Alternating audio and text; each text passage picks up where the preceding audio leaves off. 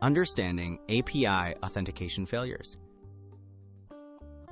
Authentication failures occur when your credentials or tokens aren't accepted by an API. This can be caused by incorrect keys, expired tokens, or misconfigured settings. Recognizing the nature of these errors is the first step to solving them. Common error messages include unauthorized, forbidden, or invalid token notifications.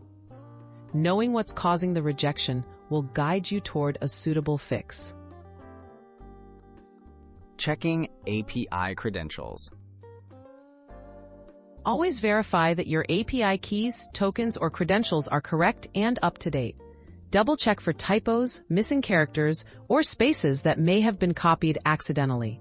Ensure that the credentials have the necessary permissions for the resource you are trying to access.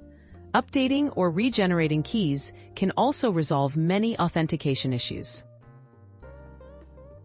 Handling token expiration and renewal. Many APIs require time-limited tokens that expire for security reasons.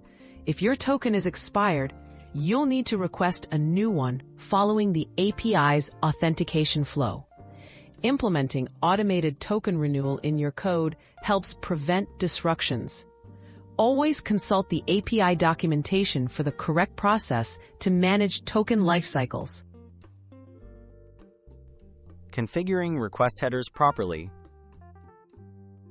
APIs expect credentials in specific formats, often through HTTP headers like authorization or custom fields.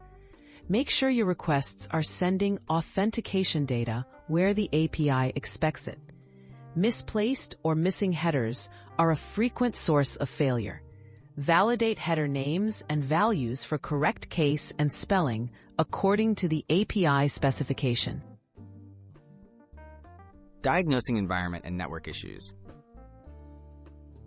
Sometimes authentication failures are due to environmental factors like clock mismatches, firewall restrictions, or incorrect endpoints.